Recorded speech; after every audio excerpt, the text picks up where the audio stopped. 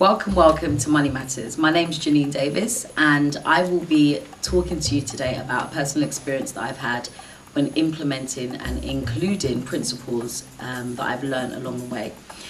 It all started a few months ago when I had a change in job. Basically, it meant that my finances were going to be reduced considerably in taking this role, which I didn't mind because my reasons for going into this job was more about gaining some experience and gaining some more skills. So that was fine. Once I realised that, though, I did understand that I needed to change the way I spent my money and change the way I looked at money. And so I basically started to look at how I spent my money. So I first looked at how I spent money on food 1 month, and realised that I had spent over £500 on food. Now, to my surprise, I had no idea that I even had £500 to spend on food, but I did. And I was shocked, I was disgusted and horrified almost that I had actually spent that much money on food. So with all the information I gathered about the different other areas of how I spent my money, I took the information and went to see an accountant. I sat down with the accountant for a period of time and basically went through my finances with a fine-tooth comb, just looked at how I was doing it over the period of probably about a 6-month period. So it was after seeing the accountant that we had put some things in place and basically just organised how I was going to make the changes and what I was going to do, that I went away and I started to make the changes. It didn't feel nice, especially when I sat down with the accountant. I felt really bad, and I felt, you know, how could I have come to this point? Why was I doing what I was doing? I actually thought I was fine until I realised I had to change my spending and my finances were going to be reduced. So it felt bad, I didn't feel good, but I knew I needed to go forward with it, so I did. Made the changes, contacted my bank, contacted companies that I had been doing business with just to see if I could, get some of the payments reduced and, just things that I could do. So I did all of that. It didn't take that long, but it was not a nice process, but I knew I had to do it. Okay, so once I organised my finances, I then realised that obviously from I had order structured, things started to change rapidly.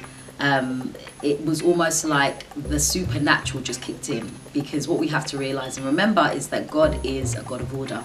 And so without order in our lives and without order within our finances, basically there's no room for God to really work as well as he would like to work in our lives.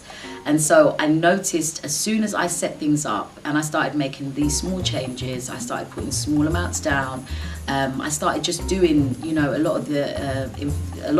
made all the changes that I'd learnt about from the accountant, that I'd learnt about through the time of just studying about finances. I noticed that there was a complete change in my finances. So basically, one of the big things that happened was somebody contacted me and basically asked me to manage some of their money.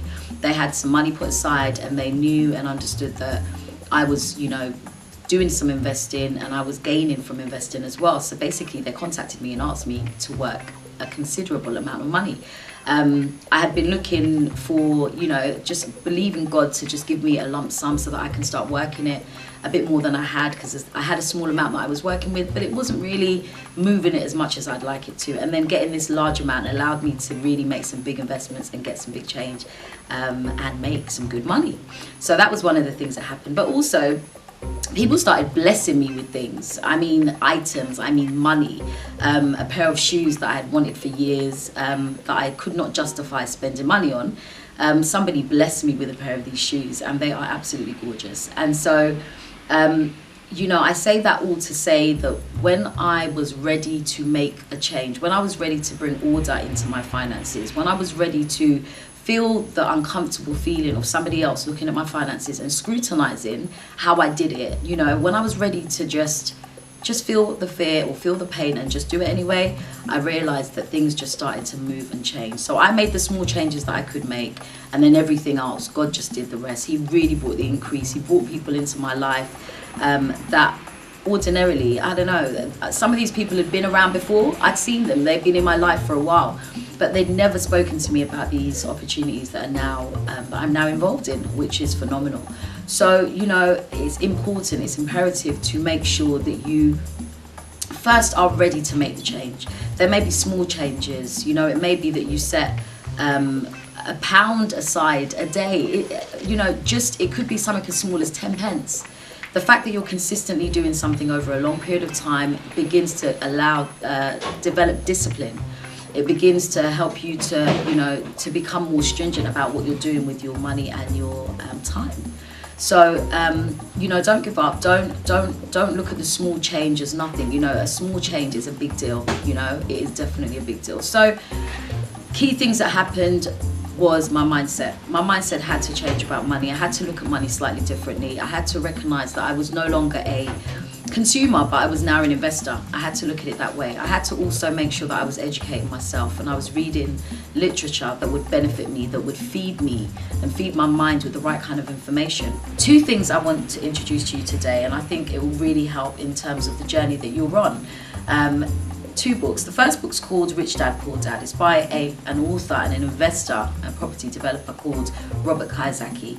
He speaks about the experience he had whilst growing up with his poor dad, who is his biological father, and rich dad, who is his friend's father, best friend's father, who he, was very close to, and the different ways that they managed their money and the different results that they got from the way they managed.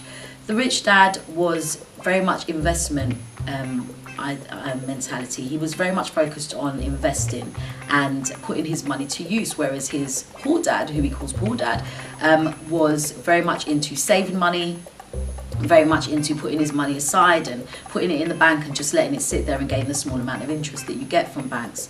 And he realized, just by looking at both examples, that his rich dad was obviously rich. He was making a lot more money than his father was, and he wanted to understand and learn why. And basically the book is about the principles he learned and gleaned from his rich dad. So it's an amazing book. I encourage you to read it. Moving on from there, the second book I'd like to introduce you today is called The Slight Edge. It's by a gentleman called Jeff Olson. He is a man who is able to, he's gone through the same journey, exactly, this journey that we're talking about, the financial journey. And what he has done is he's highlighted some of the key things that we've got to remember when we want our mindsets to change, when we want to have that change of mind, because it does start there. And he goes through some key things and key points that would really help you in the journey that you're on. So I encourage you to look at these two books, read them, talk to people about them, discuss them, take notes. One of the great things you can do is actually take notes and really utilize that information to apply to your life. People say that knowledge is power, but without application, there is no power behind the knowledge you have. So use that information and help yourself to change your wealth situation. So I hope to see you again, and we will certainly have this conversation again. Me, myself, I'm going to be going over the Jeff Olson book and really just taking some notes from there, and hopefully I can come back and speak to you about things that I've been able to apply and how that's now changed my life financially. So all the best, have a great day, stay positive, stay focused, and see you again.